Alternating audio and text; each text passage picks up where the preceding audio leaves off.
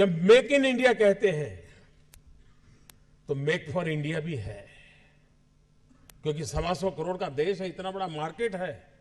लेकिन स्टार्टअप का मतलब ये तो नहीं है कि हर किसी के पास $1 बिलियन का काम हो रहा है और 2000 लोग काम करें, जरूरी नहीं है। 5 लोगों को भी अगर मैं रोजगार देता हूं तो मेरा स्टार्टअप मेरे देश को आगे बढ़ा रहा है।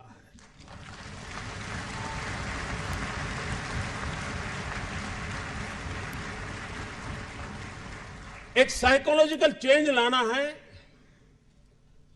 कि यूथ के दिमाग में जॉब सीकर की मानसिकता से उसको बाहर लाना है, वो जॉब क्रिएटर बने। और एक बार उसके दिमाग में आ गया कि मुझे 2 लोगों की जिंदगी के बाद संभालना है, वो कर लेगा। ये काम आप नौजवानों के दिमाग से हो सकता है। और इसलिए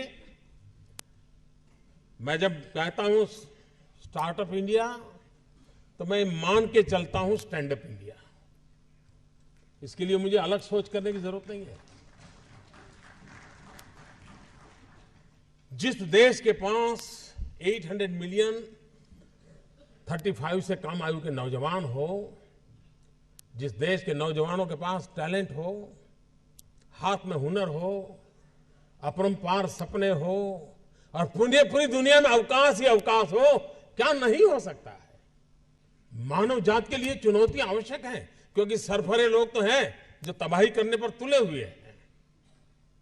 लेकिन हम मानवता को बचा भी तो सकते हैं। हमारे पास इस प्रकार के लोग हैं। और ये भी सही है, भारत के पास मिलियंस ऑफ मिलियन प्रॉब्लम है, कोई इनकार नहीं कर सकता है। लेकिन एट द सेम टाइम मुझे इस बात का भरोसा भी है कि बिलियंस ऑफ बिलियन माइंड भी है। अगर मिलियन प्रॉब्लम है तो बिलियन माइंड भी तो हमारे देश में है। हर स्टार्टअप के पीछे कोई न कोई समस्या के समाधान का इरादा रहना चाहिए। और जब किसी स्टार्टअप के पास समस्या के समाधान का इरादा होगा तो उसकी संतोष का लेवल भी कहीं कुछ और होगा जी। जब किसी की जिंदगी में बदलाव लाता है तो उसको एक सेटिस्फेक्शन मिलता है।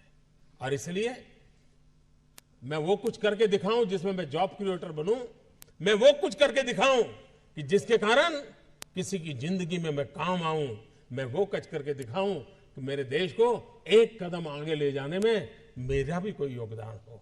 इतना भी अगर सपना लेकर के हम चलते हैं, हम बहुत कुछ कर सकते हैं।